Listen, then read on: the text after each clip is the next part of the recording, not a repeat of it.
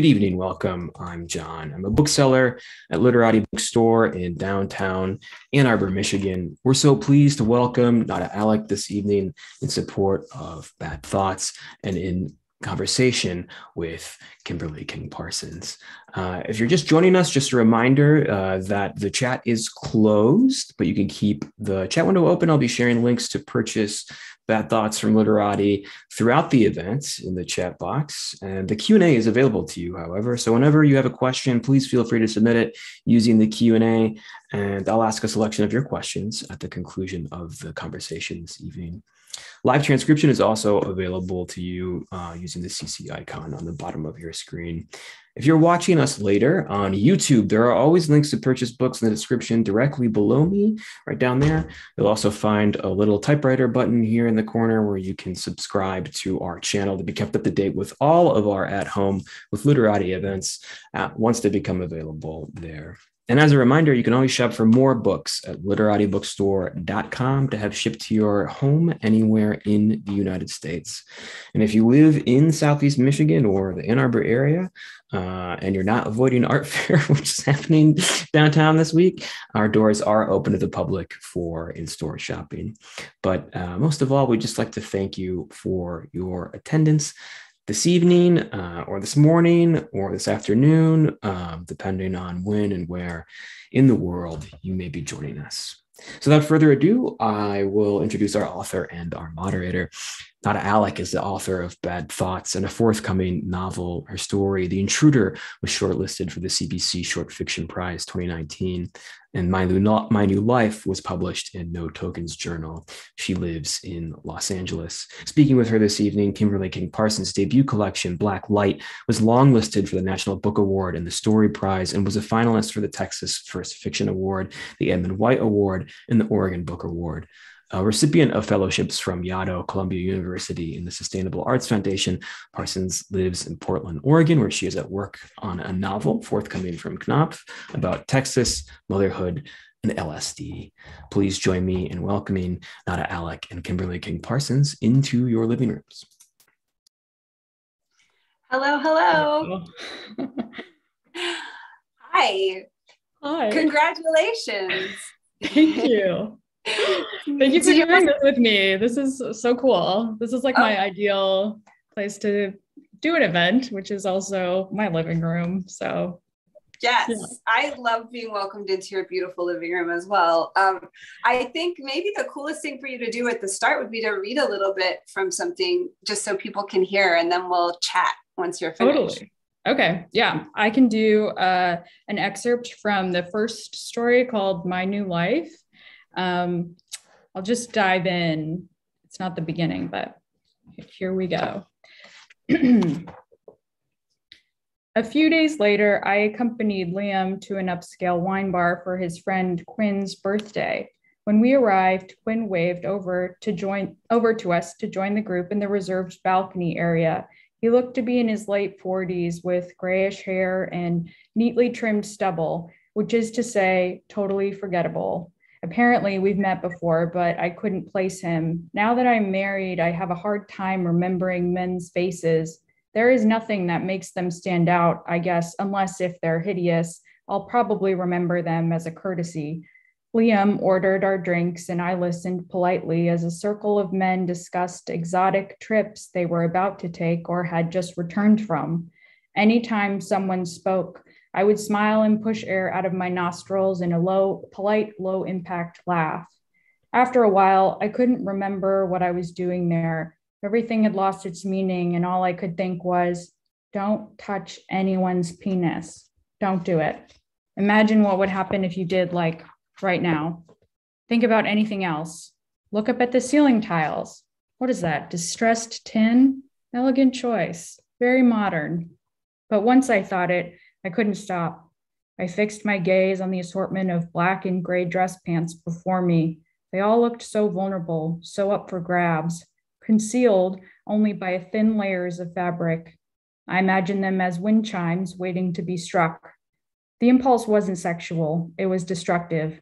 I just stood there, not touching anyone's penis, quietly frightened by who I am and what I'm capable of. On the drive home, I didn't mention penises, but I did ask what the point of it all was, not just the socializing or the drinking per se, but this whole business of being alive.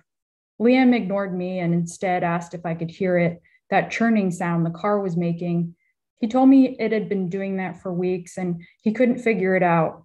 I wanted to tell him that I no longer love him, but not to take it personally because I don't love anything besides sleep and the feeling of having my hair professionally washed. I knew well before he began driving erratically up the winding, narrow roads toward our home that he had very little to offer me in the emotions department. He's going through his own thing, rapid hair loss. All I can say is, it's very masculine, or I can finally see your face. We pulled up to our building, a converted motel lined with drooping banana plants designed to confuse us into thinking we live at a luxury resort. I had bought into it for the last couple of years, but now I can see that most of the plants are dying. Someone should water these, I whined. Complaining about lawn maintenance was the closest I've ever felt to being rich. Liam makes just enough money for both of us as a web developer for an accounting software startup, but he spends money on stupid things. For my birthday last year, he bought me a star. He printed out a certificate from a website as proof. I'd asked for a new computer. Inside, Liam turned on the TV and began working on a pile of pistachio nuts left out on the coffee table. He doesn't just crack them open. He sucks on the shells and spits them out like a cowboy, looking so pleased with himself, so proud. I pulled out my phone to read a text from Mona. It was a link to poorly photoshopped photos of celebrities that exaggerated their hips and butts and made their torsos look deformed. We replenish our thread constantly with inspirational quotes and questions about things we can easily find out for ourselves, like, can you eat salmon skin? How many years until the sun explodes? Through it, we explore the edges of our stranger impulses and our secret thoughts. I tell her about the vegetables I find most erotic, and she makes a list of conditions she thinks people are just making up. ADHD, for example, and Lyme disease. I was standing next to Liam when I felt him grab my free hand and plop it on the back of his neck, signaling a request for a massage. I wondered if he was jealous of Mona, but I don't know if he could ever fully comprehend what she and I have. It isn't romantic because it's more than that. Romance is a fiction, a lonely movie that plays just for you. It passes like a mood. Mona is my witness, proof that I'm not someone else's fantasy projection. I'm a real living thing on planet Earth. I continued standing, half-heartedly clawing at Liam's back, while he made little whimpering sounds like a baby animal. I fell for it every time. I can probably stop there. Nice. Thank you so much for reading. And I'm so glad that that's what you chose to read, because I think it's a perfect way to sort of showcase what I love so much about this book, which is how witty, dark, vulnerable, smart, and really weird in a great way. And I think everybody can get a sense of the type of narrators, because they're similar in some ways. They all tend to have these sort of ruminations, and they're hilarious and so smart. I guess maybe the first thing I want to talk about is the thing that strikes me the most about this book is the humor. And lately, these days, it's really what I look for more than anything else, I think, in literature, is something that can be both interesting and profound, but also not self-serious. I just can't abide by self-seriousness anymore. I don't know what it is, but it's so great to read something so funny. And I know, just from knowing you a little bit, that you are a funny person IRL, but I wondered, like, sort of what role do you think humor played in this book for you in your fiction writing, but then also what role does humor play sort of in your life? Yeah, I mean, I grew up watching like stand-up and SNL, and that was sort of just the thing that I really resonated with. And I knew that that was going to be the only voice that I was going to use, because similarly, I connect with, humor, and especially in literature. Whenever I find someone who can pull it off, it's like such a gem, and I get so excited and obsessed. And but because it is sort of like a medium that can be, at times a bit like self-serious. And sometimes I wonder if like, on the one hand, it's almost like a defense mechanism to be like, I'm just being a silly little guy over here, you know? But then on the other hand, I think about like the way that I process, you know, trauma or darkness or like difficult emotions. I think that if I'm able to laugh at it, that means that I've sort of processed it enough to have the space from it. And to me, that feels so much more empowering. It's like the moment that I can laugh at something terrible that I've gone through, that means that it doesn't have me in its clutches as much, you know? And so I think that's why humor is so healing, and why, you know, we all light up when somebody says the thing that we're all thinking. It's because it diffuses it of that like potency, or like, yeah, that it's sometimes our dark thoughts like hold us hostage in a way where we forget, like you can kind of step out of like the drama and sort of laugh at how absurd everything is too. And so like I use it as like a life raft for myself, you know? So yeah. Yeah, I love that. I love the idea of that the way that I know that I've processed something is that I can make a joke about it. And usually it's pretty quick, actually. Like Yeah. the space between something terrible happening and me making a joke about it's pretty quick. My therapist might have thoughts about that, but Yeah. I agree with you. And I wonder, do you have to, for the writing, are you punching up the humor? Like as you're writing, are you thinking like this would be a good joke, or this is an opportunity for something? Is that something that's happening as you're coming to the voice? Or did you go back later and say like, let's like laugh it up here? Like, did you punch it up later, or are you just naturally that funny? Yeah, it's always so awkward to talk about like, so tell me how you're funny, you know? Right. So thank you for thinking that.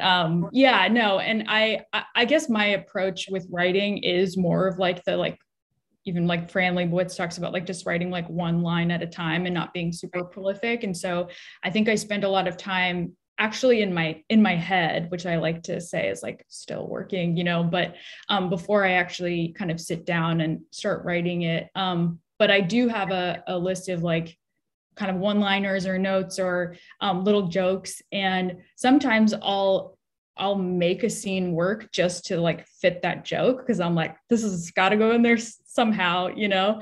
Yeah. So, but there's like a little bit of punching up in the editing process. I do find that, I don't know, for me, editing with like my editor and like a team of people, I sort of used my best friend as like this litmus test, because she would sort of be like, oh, you're overdoing it and you've lost that original kind of like spark that you had with it, where it was just funny when you weren't overthinking it too much. And so I tried not to mess with it too much, because I think you can definitely do that. But yeah, it was like to the point of editing too. It's so funny, like towards the end when a bunch of people come into the document that you like don't necessarily know, and the humiliation of like having to explain a joke is Here's why like everybody. It's insane. Like, did you have to go through that? I mean, I think there were some things that were clearly jokes that people, and maybe I have all these tendrils of questions that are bouncing off of this one, but like this idea that something that's truly just funny is, if you're reading it literally, you're like, this is a terrible, despicable person. And why would they think this thought? And you're like, no, like this is funny. Like she's charming, but you're like, man, if I have to explain that, then perhaps it's not working. You know, we choose our readers though, like based on everything that we write, we're choosing our readers.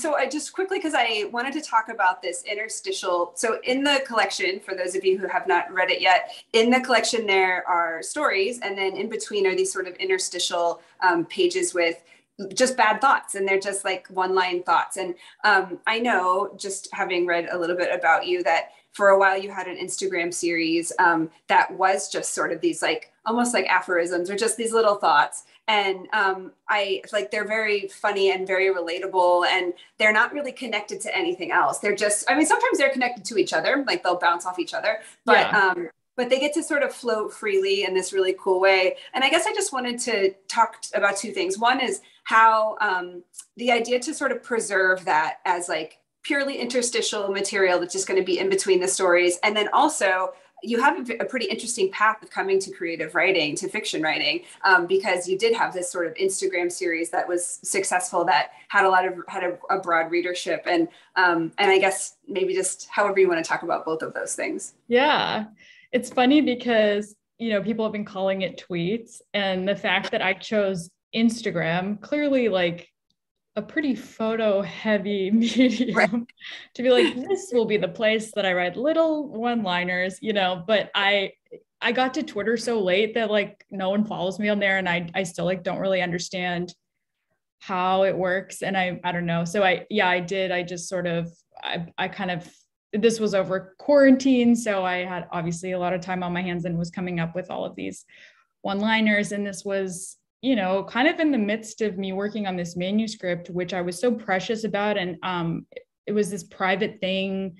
And I couldn't figure out how to share my writing in a more of, I guess, like a low stakes way as I was working on this like really big, intimidating thing. So I thought, I'm just going to start doing this just to get over myself and like break the seal almost of being like, because I feel like I quit my job and then I vanished, and my friends were like, some of them knew what I was doing, but they're like, what is she doing? And I'm like, I've actually been writing a lot, you know, but I couldn't, it's hard as a writer to figure out the publishing process takes years. And so in the in-between, you want to be able to kind of share some work. And, you know, so I was just trying to come up with a way to do that. And that was like, just like a really fun thing for me. And like the bonus being like, when you are in that mindset of like, you know, being in the shower, being like, okay, I have to write down every random thought that I have. It's just like this faucet that turns on. And even now that I've like sort of stopped, it's way less, you know, but it was this kind of weird magic thing where I said, brain, deliver the thoughts. And then it did. And I really wanted to just like, I don't know. Yeah. Like, and for the book, I thought, you know, this could be like a little appetizer for the short stories. I was imagining somebody coming across the book in a bookstore and just kind of like flipping through, and it would be enough of a teaser to grab their attention. And you know how hard it is to like convince people to read a book sometimes if they're not, you know, in our world. So I was also sort of thinking about it in that way too, where I'm like, oh yeah. And now people are Instagramming the like one-liners and stuff. And I think the cool thing about books, at least what I've been seeing, is like, it can be whatever you want it to be. Like there's more freedom with like the form. And when I talked about, including bad thoughts, like my publisher was like, that's a great idea. It wasn't like, well, you have to like stick to, you know, this format. And so you really can kind of do whatever you want now. Yeah, you just make shit up, right? And you also are like, I love that. I want to talk about Anna Kaufman, who is your editor, who is someone who I know as well, and she's wonderful. And this idea of finding an editor who understands, like, hey, I'm not going to write a story for every one of these lines. Like, I just want to leave them like this. And the idea of someone who understands that, maybe a broader way to ask that is, how different is the book? It sounds like she was already on your same page with the way to do this, but how different is the book that you sold versus the sort of finished version? And what was your process like?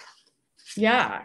I mean, of course, it's a much more improved version, but I would say she really retained like the soul of it. Like, I feel like I had a pretty easy time with editing. She was so kind to me and so understood my voice and wanted me to keep that. I know I hear from other writer friends where it's like, they'll ask for huge structural changes, and maybe she went easy on me because I'm so sensitive. I think I would have just like wept if somebody asked me to do that. They're like all your little babies. And I, of course, am like open to, I want to learn. I want to figure out, like, I want to make sure that it's getting across. But the editing process was a bit more of a breeze than I think I even deserved. Like she was just like really, I think that's the power of like having a good editor, where it's like, obviously she knew what I was going for. She wasn't trying to completely like, overhaul this. She wanted to kind of keep it, voice centric, Yeah, I think that's the most important thing actually in an editor, is like someone who gets your voice and is willing to preserve it. Or if there's stuff that's screwed up about the manuscript for whatever reason, that they're able to see the story below the story. And they're like, I know what you're trying to do. Yeah. And you're almost there. Like, we just have to do 2 more clicks to get you there. And it's like, I can't even imagine. I've had really great experiences too. And I can't even imagine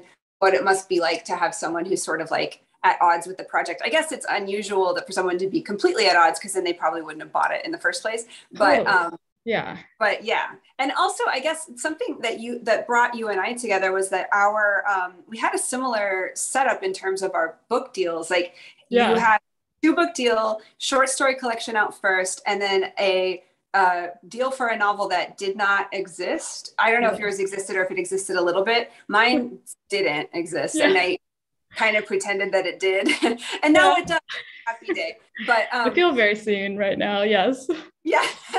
So I guess like for me, that sort of motivation of knowing there was someone waiting for this book, I certainly would not have written a novel during the pandemic. My kids are home. Like, it was not a great time, but I felt like I think we were joking, like, I wish that someone from Knopf would come and like break my kneecaps if I didn't get it done in time. But I felt very motivated to get it finished, and I felt like I worked well under that type of pressure. But so much of my life is setting myself up so that I don't like fuck everything up. So I like having those sort of like systems in place. Did you find that also to be sort of inspiring for the process, or did it feel scary? Yeah, it felt like all the things. I was so thrilled to even get a book deal, because it felt like for so long that's just this dream that feels so unreachable, and you're striving for it, but there's nothing, at least materially, like in my day-to-day, that would suggest that would happen for me. And so when that did happen, like even going through this book like process, I think about the first book as feeling like almost like really symbolic of your own paradigm shift from being not still a writer, but like not a writer, to, at least for me, I was like, I felt like I needed to like publish this book to really feel like I was doing this. And that, I can't imagine like trying to go through that again, like having just like knowing that a novel is also in the works and is going to happen. It alleviates like so much of the like psychic stress of like, on top of just writing a thing, which is so hard, to have to kind of sell it again. Like I'm just sort of like grateful. It also feels like, okay, this is like my journey now as like a writer, and it helps kind of like give me confidence to keep going, that somebody's signed up for a longer term investment, and that's, I love that you have a similar deal. And I'm so glad that we connected over that, because it is such a like unique thing to go through, and not a ton of people like get what that means. And it's such a bizarre thing to go from, will this one sell at all, to, oh, now I also have another one. Yeah. Here's another. Also, I feel like when I was a young person, like playing in these like little bands, we would always like make up the concept of the band before we even had like written a song. Like, it would be like, here's what it's going to be like, and here's what the t-shirts are going to look like, and this is what we're called, and like this is what the photos will be like. And like, you really do bring a concept, like you just make it up, and you just make it so. And I felt sort of empowered to do the same thing with this, where it's like, if I say I'm working on a novel because I sold one, then maybe I will learn how to write a novel. Like, maybe that will be that happens to me. And I think it's sometimes, especially for people who have any sort of like imposter syndrome, which I will cop to having, it's nice to be like, well, somebody thinks I can do it, even if I don't.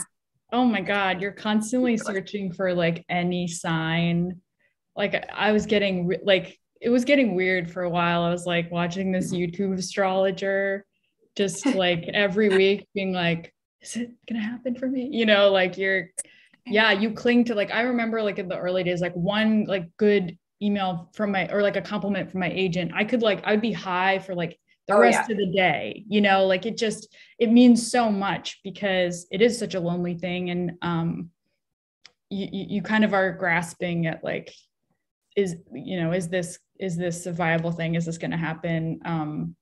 Because you're pouring so much energy and your whole life into it. So yeah, I can relate for sure. Yeah. Well, on the same note, then, something that whenever I read books that are written like in a sort of subversive way, whenever people are saying the things that people don't want to say, like giving into the bad thoughts, like for example, I feel two feelings. One is that I get really excited because I don't, in the same way that I really want to read things that are funny, that like, that's just what I want to read right now. I also really want to read things that are pushing limits and that aren't catering to the biggest, like that's just saying the same thing that everyone's saying, or that sort of, and so I feel excited when I read that. And then I also immediately feel a little bit scared for the writer because I worry about things being taken out of context in weird ways, or like if you write a despicable character, people will conflate your narrator with the author, etc. Yeah. And I wonder if that's something, because these narrators are all they're pretty bold internally for sure, maybe less so externally, but do you think about the reader? Are you as bold off the page? Because it's fiction, right? These are short stories. This isn't you. You know, but like, do you feel like that's something that you worry about or think about? Do you try not to think about that? Just kind of wondered if that's what you consider. Yeah, I mean, that's a great question. I think because I chose the route of satire and humor, it sort of safeguards me against that, because you know, all of these characters are so exaggerated. And the reason why they're funny is because we all know that they are doing something, they're going against like the agreed upon social contract, and like they're terrible. So, and that's sort of what I'm trying to say. I'm obviously not presenting them as like, and this is a model for how you should be in the world. But what I am doing is, in making them so exaggerated, you know, there's this sort of one nugget or core kind of desire, fear that they're kind of grappling with, that we all do. And you can see yourself at least in that part. And it feels less threatening to sort of identify with them because they're so absurd and so crazy. So yeah, I guess like ultimately I can't control the minute that you put any piece of art into the world, you just can't control how anyone is going to receive it. But it's been like really encouraging, at least like in the press that I've gotten and some of the messages that I'm getting, like people are getting the joke. Like, you know, I don't feel like anybody's is confusing this for like a memoir or something. Like they're like, you're being like silly and goofy, and it is resonating. And so I can kind of just go off of that. Obviously, like my intention is like, I just want people to laugh and I just want people to feel seen. And I think that comes across. So whatever, you know, if somebody takes something the wrong way, like, sure, yeah, that's going to happen. I just, I can't think about that too much, I guess. Yeah. I think that's a healthy approach. I think also what you learn is that, in the same way that we choose our readers for all sorts of things. It's like, if you don't get the joke, like you realize these are jokes though, right? That's the thing. I think it's like, it's like, this is, you know, right. But then it's good because I think it lets people, the people who are going to run with it in that way they're not your readers anyway. You know what I mean? Yeah. And it's still fine to not be for everyone. Yeah. That was never my intention. What is for everyone? Water's for everyone, right? You don't want to be water. You don't want to be the water of literature. And most people are bored with drinking water. They don't even like water.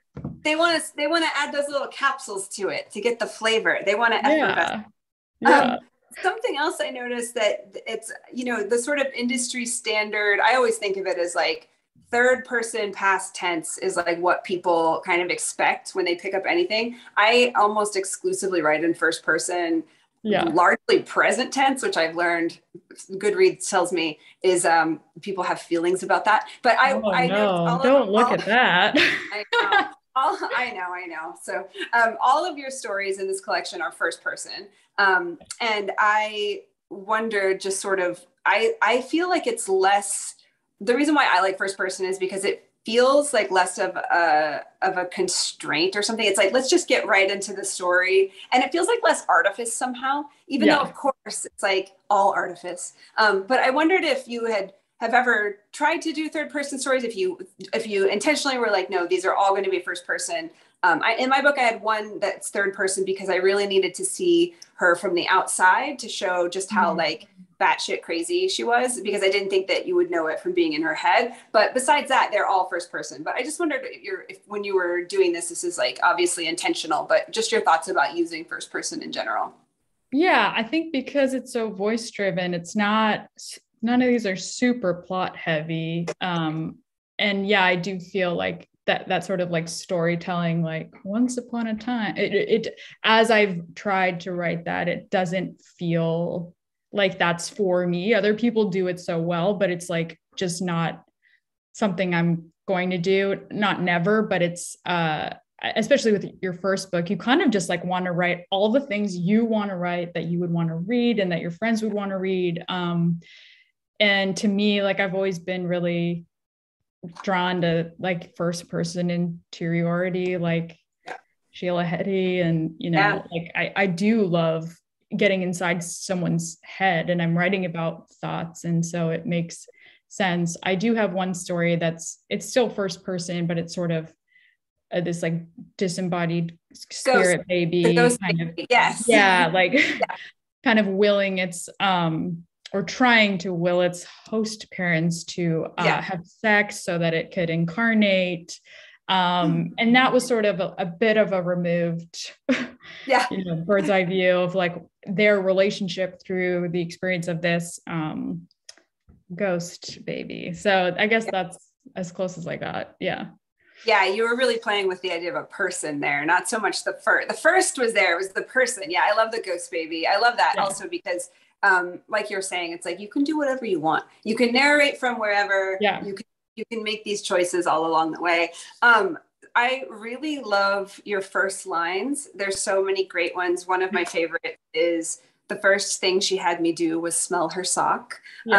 I am a writer who, especially for short fiction, really believes that the first line is sort of the genetic material for the rest of the story. And I do start with the first line. Like that's how I know that I actually have a story. And I wondered if you also start with that, or if you start elsewhere and then you kind of reverse engineer your first lines, or how they come to be, just in terms of the chronology of the story.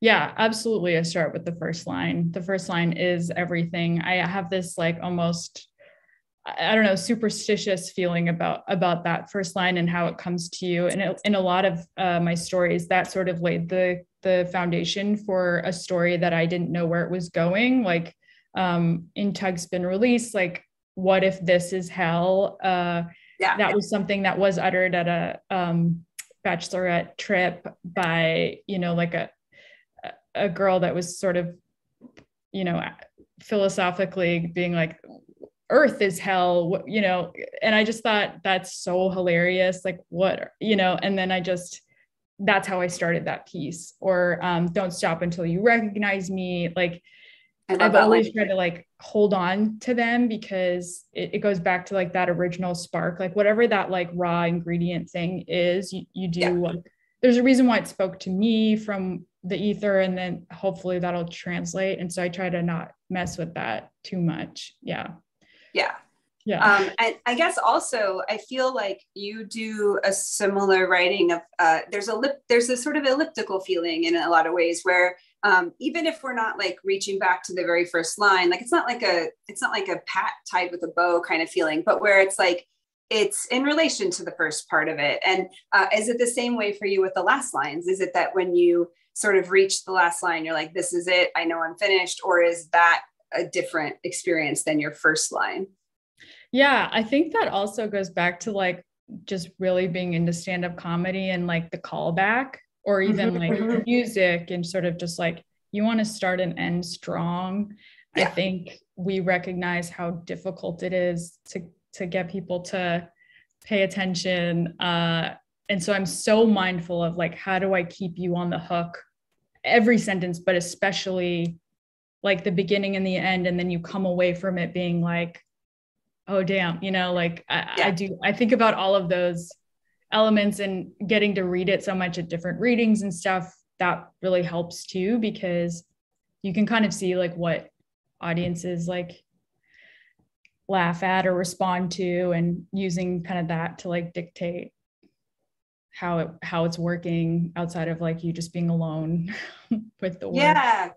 Yeah. Well, and I guess something else that I always think about with the short story collection, so it's you get all these opportunities, right? There's whatever, I don't know how many are here, but like 10 beginnings, 10 middles, 10 ends. Like you get to do all of these things where I was talking about this with my friend, how if you like in a short story collection, if you are, you didn't like that story, you might like this next one. But in a novel, it's really like, this is it. Like, this is my trick. Like, this is my beginning. I got one chance. I got one middle. I got one end. But I wondered also about the arrangement of the stories, just the order. Because I always think of story collections as being, I read them in order, not like a monster, like my friends who are like, I skip around, or I read them backwards, or I read the shortest one first. Yeah. That's what my friend said. He's like, I want to know if I like it. So I just read the shortest one first. And then if I don't like it, I just put it down. But insane. I read them in the order as God did. And I wondered if you think about them as sort of like a mixtape, or where you're making connections from. It seemed to me that there is an architecture to this collection, but I wanted to just talk about that. Like, how did you settle on the order? Was there something that you wanted people to have? I try not to put my most despicable narrator up front. I try to like kind of ease them into that. Yeah, like third or fourth story we can start being despicable, but for the beginning I'm always like, let's wait. But what about you? Yeah, I think it's sort of the same idea with albums, and especially how Spotify works now. You want to front load to really capture people. And that's not to say like the rest are duds, but just sort of being like, okay, this one's like a crowd favorite. And I do feel like I wanted to start with My New Life because it set the tone for the rest of the book. Yeah. And, The Intruder, which was like one of the oldest stories, one of the first stories I had written for this collection. And then sort of just wanting to end with Daddy's Girl, because that will hopefully be a nice transition to like the novel, which is really more intergenerational family stuff.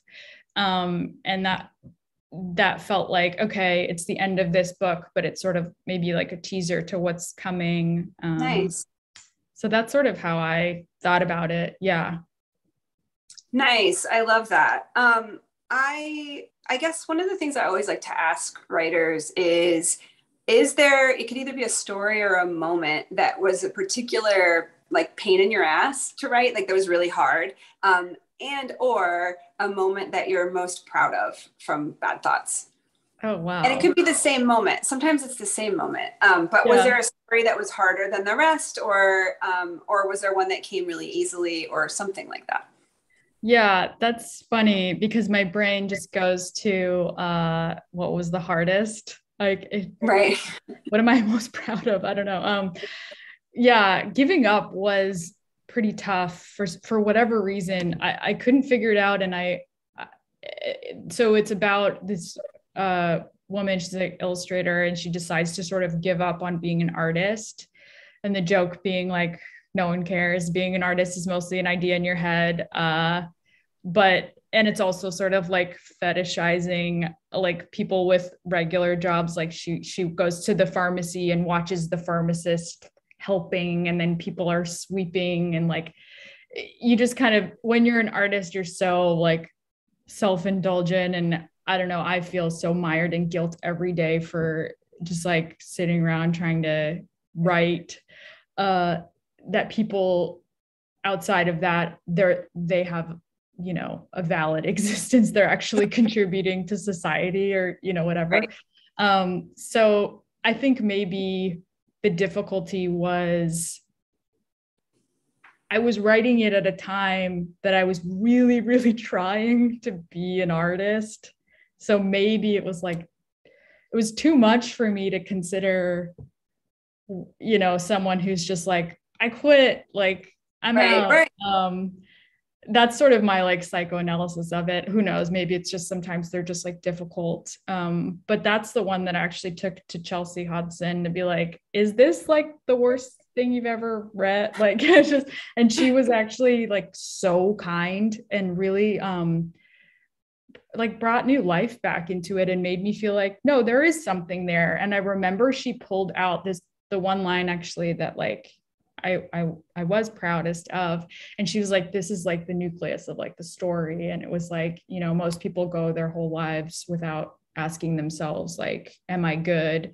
Because they know the answer, it doesn't matter, and just to be seen by her and that specific line, it was enough to kind of, believe in the story again and kind of work on it. And I think it is interesting. It does feel like this relationship where even now, I like liken my book to like a magic eye. Depending on my mood, I can like flip through and be like, hey, I really did it. This is good. Yes. And then another day you're just like, is this words? Like, I don't, and so it's just so, and at this point it's outside of it is what it is. And I am proud of it. And it really is a timestamp of a period of my life that, I still in many ways am in, but have grown from, but it's, like relating to your own work at different times, it does feel different depending on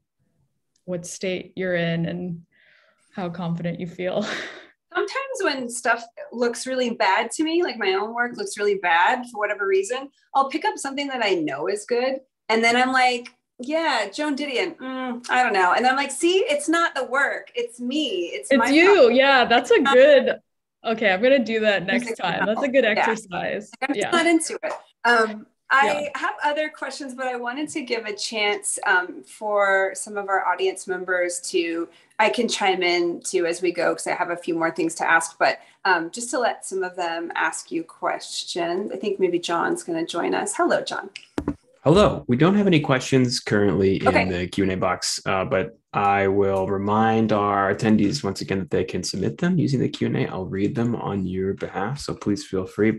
But Kimberly, I'm happy to turn it back over to you for any additional questions that you have. Cool. Well, so speaking briefly about Joan Didion, I wanted to say that your cover sort of has a Didionic quality. I don't know what it is. The font, is it the gradients of the color? I love the cover. And I wondered just sort of, I think we talked about this on the phone because I was like, I really dig this cover, but I wondered how you felt about it. And when you first saw it, were you like, yes, that's the one? Or did you have to was it a process to get you to this place? Yeah, it was a pretty collaborative process. Like I made like a Pinterest board and I had a lot of like strong ideas. I'm a Libra, I'm very aesthetically driven. So I picked out a bunch of fonts that I liked. And I did reference Joan Didion because I liked sort of like the classic, just simple, like if I found a really cool illustration or something, I could have used that, but I just wanted to be easy with it. And and then there was like a few back and forth iterations of it. And I love like cream and red. Red is like, I don't know, my color or something. And so, I'm really happy about it. And it's such a weird part of the process because you spend so much time with the actual work and then you're like, oh right, this is actually super consequential to if people are going to buy it. It's people really do kind of like browse through bookstores, and so I was like, what's going to grab people and get their attention? Something else that you did when we talked on the phone, you said, I have a question, then maybe John has a question, but let me ask this.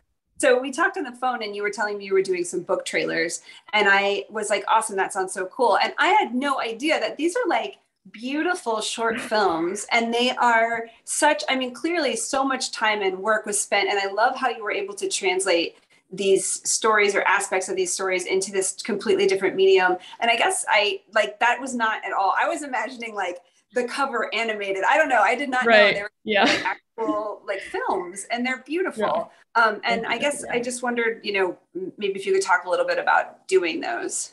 Yeah. I always knew I wanted to do book trailers. Obviously I live in LA, so I know a lot of, people who are in film and photographers and stuff. And one of my oldest friends, Brandon Tauzik, he's a director. He runs this production company with like his like partner, like Maddie Lynn Barnes, and it's called Sprinkle Lab. And I brought them in, and then my friend Kenny, and they showed up and made it so professional. Like even I was like, I don't know, let's do this on the weekend. And they were like, no, we are like doing the casting thing. They had the full, like, it was like this full crew that they brought in. And that meant so much to me. I was like, I'd been alone with my work for so long. And then to get to see it come to life on film with actors and, the whole bit, like locations and like an entire crew, like it felt, and they did such a good job with it. We shot it on film, which that was a little bit like scary. We were like, did we capture any of this? But yeah, I think just like bringing anyone into this process and having them use your work, like what is more fun than that? Like I definitely want to keep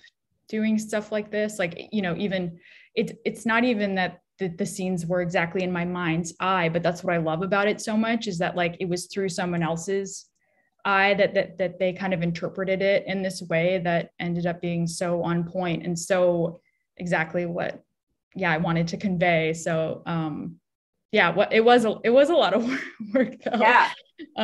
But I feel like you got to think of so many different things to put a book out into the world these days. Like I'm like making T-shirts and just like, I love your T-shirts too. They're so cute. I love them. Well, I think that to be understood is the best feeling, right? And so seeing your work reflected back to you in this different medium by these different people must have been so satisfying. And you're absolutely right. Like people do need lots of different tendrils in to get them to read a book for whatever reason. So it's nice to have your hands in these different places. It looks like John might have a question now for us from our audience. We do have a couple questions from the cool.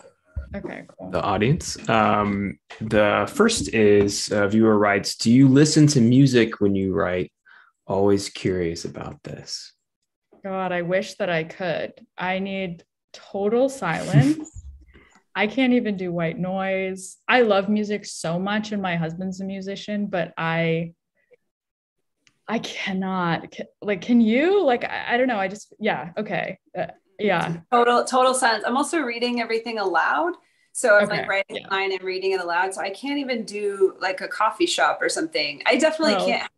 I feel like maybe if I were in a different country where I didn't speak the language, I could maybe do that, but I'm too nosy and I like eavesdrop too much. So I couldn't do that. But I have to have like total silence. I usually just have my earbuds in with no sound and close like 3 doors between me and my children. And that's how I do it. But I hear you. It's so hard. My neighbor hilariously has been jackhammering, no joke, from 8 a.m. till like 4. I was so afraid even for this, but they stopped a couple hours ago. For the last 2 weeks, I have had like my ear plugs and then also noise canceling headphones. It's really grounding me, with all this book promo, looks all glamorous. And I'm like at home being like, oh God. Anyway, that's the extent to which my life is hard right now. It's totally fine. The next question we have from a viewer, they write, can you talk about writing your novel now? And if the premise has changed since you sold the idea of it? Yeah, I've maintained mostly like the original story. Of course, like it's going to change because I've changed. Like as I grow and evolve, like it's just naturally the things that I'm interested in or that I'm preoccupied with are going to change. And so I always leave a little bit of space to kind of go in different directions. But this is the first story that I've ever fully mapped out as an outline. I usually don't do that. And that's actually been really helpful to kind of just know, okay, this is the universe, like I have these characters, and then I'm just sort of seeing like what they're doing in it. But I'm sure I'm interested to see, it feels like forever from now that I'll be done, but what that finished product is, and if I can compare it to like the idea that I had in my head for it. I don't know, it's anyone's guess. Yeah. Thank you.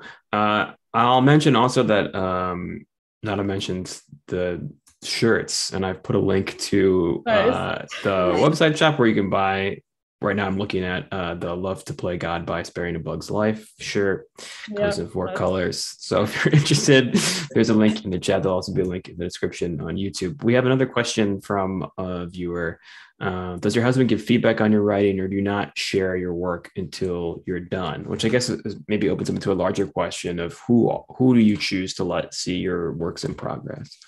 Yeah, I typically don't share stuff that much. I have my best friend who is kind of the reason why I started writing. Like she was really encouraged me early on. She's such a fan of my work and is probably like an expert, even more like I'll forget old stories that I wrote. And she's like, you know, that one about the thing. And she'll know everything. So I feel so safe with her that I can just kind of send her stuff. But anyone else, like similarly, my husband is like super supportive and like thinks everything that I write is like so funny, but you know, like it's not, I'm like, yeah, but you like don't even read. But no, he does, but it's just different, you know. And I think, yeah, maybe it is like my sensitivity thing where I'm like, I think it would destroy me if somebody was just like even remotely like, meh, not for me, you know. So I like to wait until I've sat with it and like it's fully baked before I send it around for critique. Yeah. Thank you. That's all the questions we have so far from our audience. We have time for maybe one more question, Kimberly. If you had one more question to close with. Yeah, I had here. So I have a couple, but I guess is there some, like you've been doing, I was just saying before the call that I feel like I've been seeing this book everywhere and I'm so happy to see all of this great press. And I wonder if there is some question that you haven't been asked. This is kind of a hard one that you haven't been asked that you wish had been asked, or some aspect of the book that you've wanted to talk about, but that you just haven't had the chance to talk about. Like what is the thing that you feel like you would want people to know that maybe you haven't gotten to explore yet in this sort of, and also an easier one to maybe get you warmed up is, do you like doing stuff like this, like these types of interviews and like all of this sort of extraneous to the book, but like still in the world of bookmaking? Do you like doing this type of thing? Yeah, it is like, it's like a whole new world for me. You know, I had mentioned earlier that I did my audiobook and it was so hard because I usually don't speak the entire day to anyone. Right. So to go from kind of being in my head and mostly just typing to every day for the last few weeks, getting to talk about it, I am realizing like, oh, I'm new at this. And someone will ask me a question and then I will find out later what I think based on what I was like, oh, I think that, okay, you know.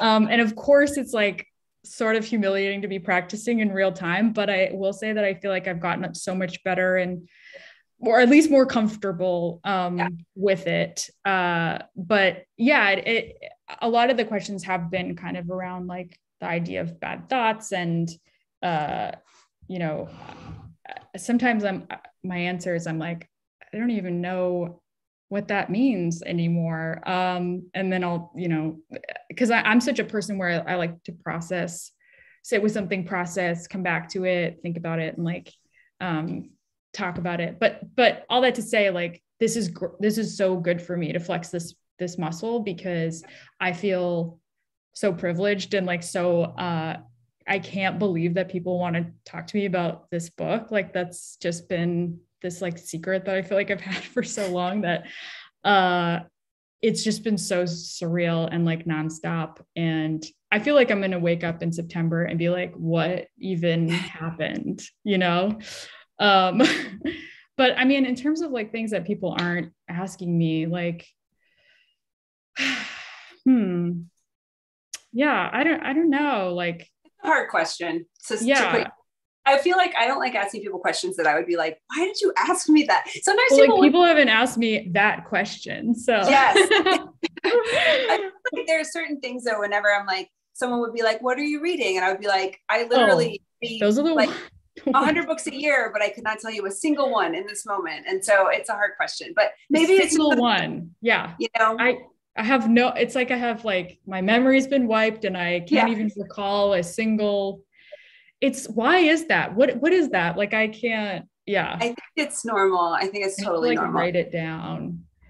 Cause I do, like a deer in headlights. And then afterwards you kind of go through that, like after I probably will, but I won't after this, but just like ruminate of like, why did I say that thing? You know, like, but that's also, this is material for your next project. Because I feel like all of those internal thoughts, like the one thing that I guess I would want to say for readers as my takeaway about your book for them, that maybe we haven't talked about, is just how really vulnerable and tender some of these characters are, and the moments between the characters, which it's funny. Yes. And that is the thing that, especially like, it's the surface thing that's the most obvious about it, that it's funny and smart, but it really is about these connections. And also, especially like friendship is being written about in a way that I find really moving. And it's so hard to write about platonic relationships, or even in the part that you read about Mona, in that first story, where it's just this, I don't really know what this is, but it's more intimate than my relationship. I know that, you know, I love those moments. And I guess that would be the thing that I would say. I hope that people know that it's not just a bunch of jokes. There are jokes, but it's much more than that. So, yeah. Well, thank you for saying that. I will say, I feel like I haven't really heard that. And, you know, with there is a bit of a flattening effect and a reductive element to like doing press, where people go like, bad thoughts. And, you know, that I understand that that's like a hook, but there is a lot of tenderness and vulnerability that I feel like my characters like possess, and that I hope comes across like underneath the kind of the defenses and the coping mechanisms. And so thank you for pointing that out. I mean, obviously my friends are really my world. Like, you know, I'd say I talk to my best friend every day. I dedicated the book to her. And it's like such an important relationship, and to be seen, like having someone mirror you and like you be reflected. I don't know. It's just it's like, as we get older, you know, like you can kind of lose touch and grow up. But to me, like they're really like foundational to my like mental health and like, and whole existence. So 100%. I agree with you. Thank you so much for, I love to be a little part of your special time. God. And thank you. It's been really great to talk to you. And I don't know, I'm holding up the book now because I think we're getting the outro music. She'll come soon, but I should have that. I don't have that, but I don't want to ever play people off like the Academy Awards. That'd be pretty rude of me. But we have reached the top of the hour. Not Alic. Kimberly King Parsons, thank you so much for joining us tonight on Helm of Literati. Yes, you can purchase Bad Thoughts from the bookstore. There's a link in the chat. There's a link in the description below if you're watching us later on YouTube. We hope to have you both in the store in the not too distant future for your novels. But until then, hope you continue to be well. And to our viewers, thank you so much for joining us. We look forward to seeing you at the next event. Have a great evening. All take care. Thank you guys so much. This was so great. Bye. Bye. Thank you, Nada.